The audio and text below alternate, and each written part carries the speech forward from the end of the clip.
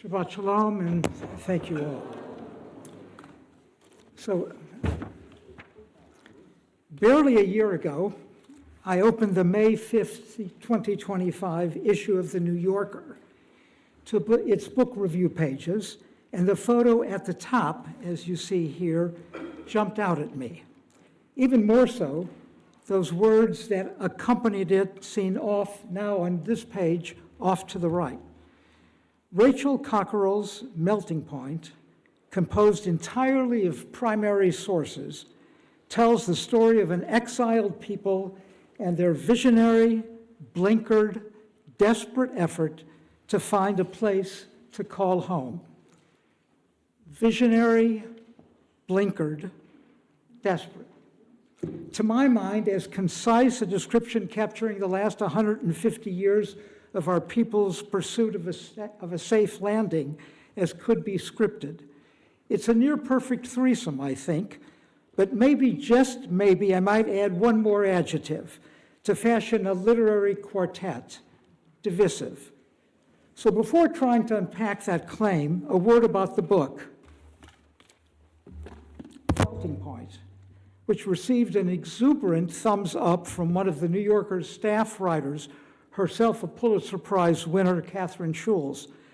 The subject of the book's chronicle especially bears lifting up at this juncture in our lives, having just celebrated Yom Ha'atzmaut and Yom HaShoah 2 weeks before that, and which I believe has an intriguing connection to our guest from the university, Professor Salzberg, this afternoon. I had a lovely afternoon with both of them in St. Paul just about a month ago. The author of the book, Rachel Cockerell, grew up in the fine surroundings of her immediate English family's home. A chance visit during the aunt's 80th birthday changed the trajectory of her life. For alongside her other English relatives present for those festivities were some Hebrew-accented cousins from Israel. She had grown up, Rachel, without a smattering of Jewish upbringing, having just the faintest idea that she had relatives in Israel. And she admits that the only content, Jewish content to her life, was a jar of unopened beet borscht in the kitchen. But a sliver of conversation that afternoon about her English family's connections with the Israeli side sparked her imagination. She Googled the Paterfalnos, and you can see him now, the two-generation back founder of all those gathered there, the great-grandfather David Jockelman. Easy to find if you Google exactly the way she did, I did as well, and you see the slice from his obituary from 1941. 3 years of her life later, with travel across the ocean west to the States, then to the Mediterranean, across to Tel Aviv and Jerusalem, the book relates the history of a largely forgotten moment paralleling the origin story of the creation of Israel. And what makes her story so fascinating, really it's actually an incredible read, is that we don't hear her voice in the book at all. The first 174 pages consists of primary documents which she marshaled for 36 months of researching, taking through culling of archives, newspapers, libraries, interviews, along with her really uncanny ability to edit them all together. It presents the journey of Theodor Herzl and his associates, but more significantly, I think, she opens for us as if we had a close-in seat to a tiny tributary that broke off from early Zionism and had a brief moment of attention in our world to those opening decades of the 20th century. The book begins with captivating words, and you can see them here on the picture, of what a handsome and polished figure Herzl cut. By the way, in my house, we only had two pictures in our house, one of Herzl and the other of Chaim Weizmann. That was all. My mother was born in Jerusalem. And how charismatic a public person as well Herzl was. And while Herzl is up front in the tale's first pages, the truly central figure is the overarching narrative of a close associate and partner to the author's great-grandfather, and that would be Israel Zangwill, who was one of the most celebrated Jews of his era, and not only in the British Isles. So now Israel Zangwill in America. For in the very same decade that Zangwill was lending his talents and his sorrow, first as confidant, and then as supporter to Herzl, and Herzl's whirlwind, frenzied, and I guess I would say furious efforts to win over his fellow Jews. He then transitioned, Zangwill did, to a remarkable partnership with David Jockelman to shape what was seen then as one possible practical substitute for Zion as a secure homeland, one away from Europe. And before all of that happened, he was drawing here in Washington, D.C., incredible crowds because of a play that Zangwill had written. Though others had come up with the title for the play, we owe it to Zangwill for the acclaim for the word that became, I guess, in some ways, the metaphor for our country in those years, the melting pot. Famously, Theodore Roosevelt attended the opening performance of the play in the year 1908, not all that far away from where he was living as the president. He is said to have bellowed to his author, to the author as the curtain descended, "That's a great play, Mr. Zangwill." Subsequently, the two would exchange letters now preserved at the Library of Congress, in which the president pronounced the play's message as among the very strong and real influences on his life. So the play generated euphoria and a string of revivals in the years after, but also both at its premiere and in the decades that followed, skepticism over whether its stated goal was ever realistic and sharp criticism of its aim ought to be. So take a look with me on the handout to the two pieces which I've excerpted. There she lies, the great melting pot. Listen, can't you hear the roaring and the bubbling? There gapes her mouth, the harbor where 1,000 mammoth feeders come from the ends of the world to pour in their human freight. America is God's crucible, the great melting pot, where all the races of Europe are melting and reforming, Germans and Frenchmen, Irishmen and Englishmen, Jews and Russians, into the crucible with you all. God is making the American. So that takeaway message, touting assimilation, saluting intermarriage between ethnicities, cultures, religious adherence, might have been Teddy Roosevelt's dream, but for minority communities, and not only the Jewish one, Zangwill's hope for a future was a nightmare. Over the decades, academics, especially from the social sciences, would both challenge and subject its thesis to philosophical and investigative concern, while rabbis and representatives from groups traditionally outnumbered, like ours, would decry what it would mean for their communities. And the hullabaloo over the play unfolded here as Zangwill was deepening his work, what came to be known as the Jewish Territorialist Organization. Zangwill had been at first thoroughly drawn to Herzl's idea of taking the Jews back to Zion. But by the time Herzl convened what we know as the First Zionist Conference in 1897, which Harold actually was in Basel IV not long ago, some in the larger movement understood that the settlement to go back to Zion, to the storied homeland of our people, might not be feasible. After all, the land was part of the Ottoman Empire. Some, though hardly all, recognized the upshot of the sizable indigenous population there, often labeled as Arabs or Mohammedans in that era. Today, we know them as Palestinians, who already farmed and lived in that historic stretch, and other places, from an economically booming United States to South America and South Africa, particularly for Lithuanian Jews, were calling out. An outbreak of deadly riots, especially in 1903 with the Kishinev pogrom, would galvanize those who argued against any further delay. That same year, 1903, at the Sixth Zionist Conference, Herzl presented the case for settling not in Zion, not at all, but for a temporary refuge in East Africa. By the next year, Herzl was dead at the age of 44, and his plea for what came to be known as the Uganda Proposal would finally be rejected by a majority of the delegates 2 years later.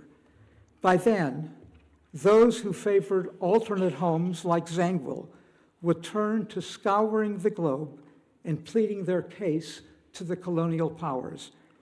This cockerel book documents and focuses on the American efforts, which I think most of us don't know about, which especially resonates for those who live here.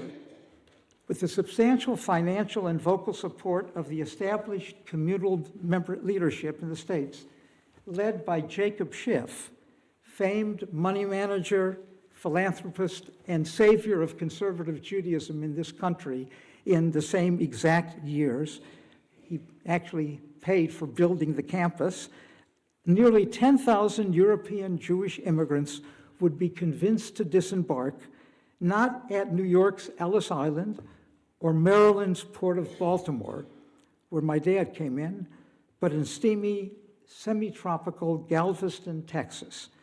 From there, it was hoped the new arrivals would fan out across America's heartland. So, just a word from the book. It was no easy thing convincing the needy and the forlorn into accepting a ticket to the Lone Star State. Writing in 1907, Zangwill captures that this way. The Galveston idea sounds simple, yet the attempt to turn it into reality was fraught with incredible complications. Many an immigrant, when invited to go to Galveston, Texas, instead of New York, replied, "But I want to go to America." And polite Shabbat manners, I won't ask how many of you would agree with that assessment. In the long view of this century, with what it has come to mean for our people, the Galveston Initiative turns out to be a tiny blimp, settling less than 0.5% of the Jewish immigrants during the days of migration. Despite its relative non-impact, the questions that surfaced from the challenge of Jewish territorialism to Zionism resound now to this day, and Rachel Cockerell's book movingly uncovers that controversy. In 2022, just as she was setting to work on her book, a conference was being held in England at the James Park Institute, a noted scholar of Jewish-Christian relations. And the gathering was timed so that papers would be released during his 100th anniversary of Zangwill's yahrzeit, which was last year. They just appeared in a very recent issue of European Judaism, the magazine long affiliated with the Reform movement in England. And one of the essays, and just an excerpt from it, I think, is particularly relevant to America's Jews and to Israel's Jews, our post-2023 Gaza Black Sabbath world. So its focus, and now I turn to the page that you have in front of you, is the most explosive position which Zangwill espoused, summarized on the back page of the handout. On the one hand, we read Zangwill saying, "Let the Jews, with their genius for righteousness, establish a Jewish state in which justice shall be done better than any existing state, in which morality stands higher and crime lower, in which social problems are better solved, in which women's rights are equal to man's, in which poverty and wealth are not so terribly divided, in which the simple life is a universal ideal. Let them light this beacon fire of theirs upon Zion's hill or East Africa's plateau, and they will do more for the Jewish mission than in 20 centuries of pulpit talking." And on the other, It seems to me that if logic and goodwill cannot find a solution, and certainly it is necessary, first of all, to try and make use of them, a single act of enforcement, expelling the native Arab population, would be better for both sides than the eternal friction.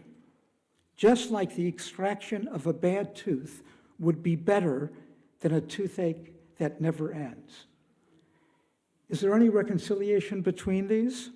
So historian Almagor, in her essay in that journal, tries it this way.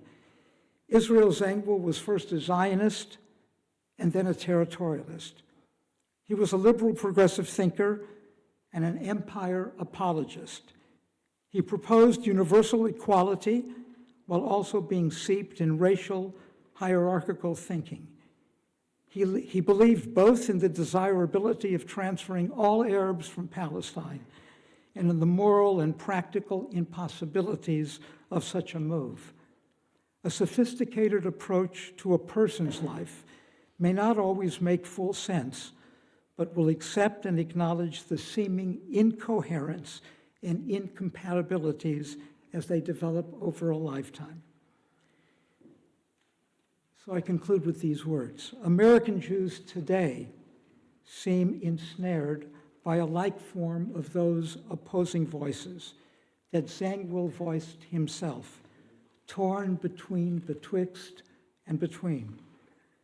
Between and are symbolically abetting an ascendant majority on Israel's political right, ostensibly determined to do what Zangwill dreamed about in that land. And on the other hand, discerning how best, from our home here in the diaspora, to aid a receding Israel minority, calling its fellow citizens to their better angels, as Zangwill heeded in his more inspiring moments. So over today's Lunch and Learn, our congregation's distinguished university guest, Professor Salzberg, will be asking us to consider the parallels between our country today and a century ago in another land. But I think that his query to us, his asking us that question about this land and Germany, applies to Israel today and 100 years ago, and to American Jews and Israel as we mark the 78th year of its miraculous, challenging, and promise-filled existence. So to return to those opening words from the New Yorker, no longer are our people desperate, as we were in Herzl's day. The vision that propelled Israel's creation in 1948 and its honorable Declaration of Independence still holds promise. To be sure, as that blurb of the book says, many wore blinders, and not just visual ones, upon settling in oblivious to the ultimate cost of wearing them. Perhaps, just perhaps, and the words that Mark just chanted for us in the Haftarah, the Amos Haftarah is singularly focused on Israel's blossoming, but perhaps one day it'll be applicable to all those who call those Judean hills their homeland, and that for all of them, as the prophet imagines, the reaper will be overtaken by the plowman and the planter by the one treading grapes. Shabbat Shalom.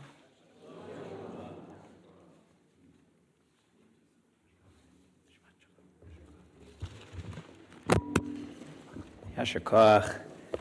The Learn After Lunch, as Rabbi Cytron referenced with Dr. Salverberg, will be right here in our chapel at 12:45 following lunch. We'll continue with the Chatzi Kaddish on page 184 as we make our way into Musaf. Yitgadal ve'yitgadash shemei Rabba, amen.